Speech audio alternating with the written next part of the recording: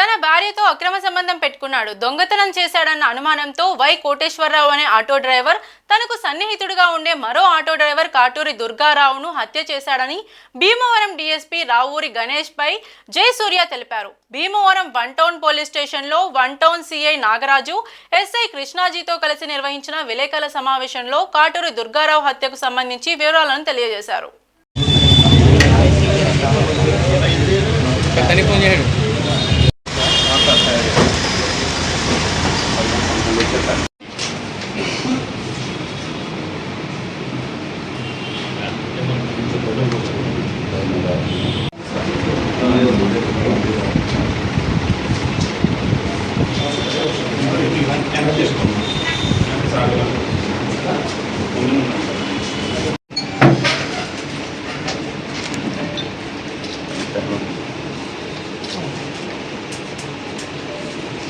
నాగరాజు గారికి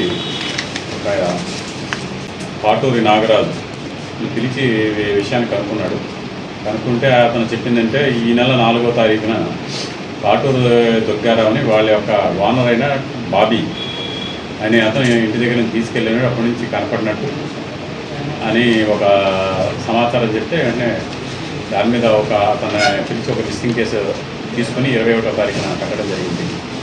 దానిపై బాబీ అనేవాడు ఆ కుటుంబ సభ్యులు ఎక్కడున్నారో వెతకనా ప్రయత్నం చేశారు.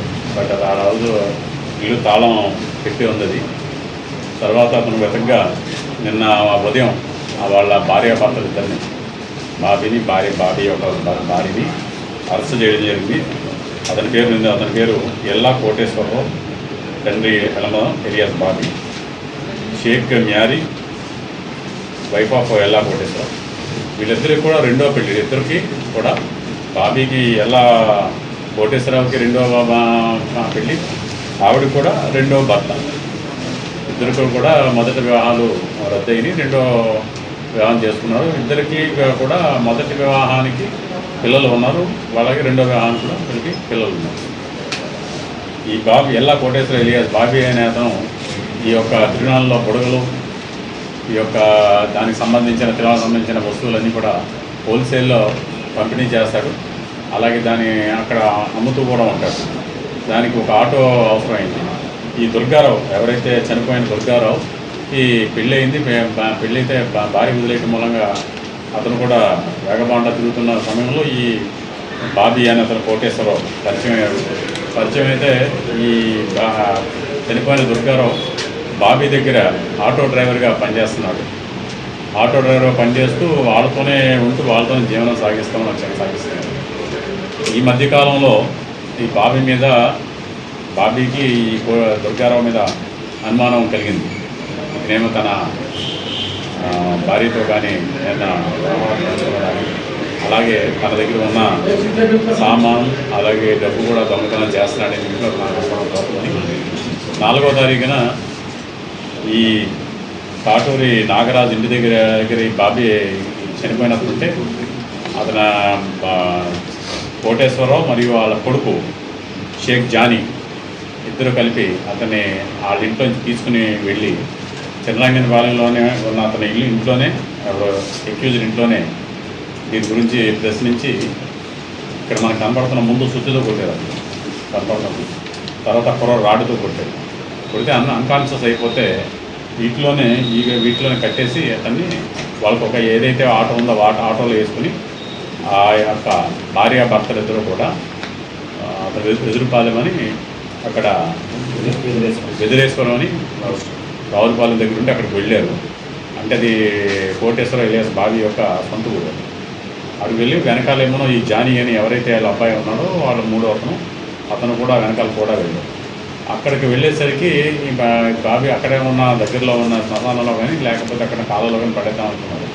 అక్కడికి వెళ్ళేసరికి మోటార్ ఇప్పేసరికి ఇంకా కదులుతుంటే మళ్ళీ ఆయన మూతి అది మళ్ళీ కట్టేసి మళ్ళీ ఆటోకేసి మళ్ళీ కొట్టి మళ్ళీ ఈ సంచిలోంచి వేరే సంచిలోకి బాగా చిన్న సంచిలోకి బాగా దగ్గర చేసి కట్టి అక్కడి నుంచి 2 వీలర్ మీద ఎవరైతే వెనకాల కొడుకు వేసి వచ్చిన 2 వీలర్ మీద ఈ యొక్క కోటేశ్వర ఎలియాస్ బాబీ మధ్యలో అలాగే ఈ కొడుకు జానీ మధ్యలో శవాన్ని పెట్టుకుని ఆలమూరు దగ్గరలో ఉన్న కాలువ పడేశారు.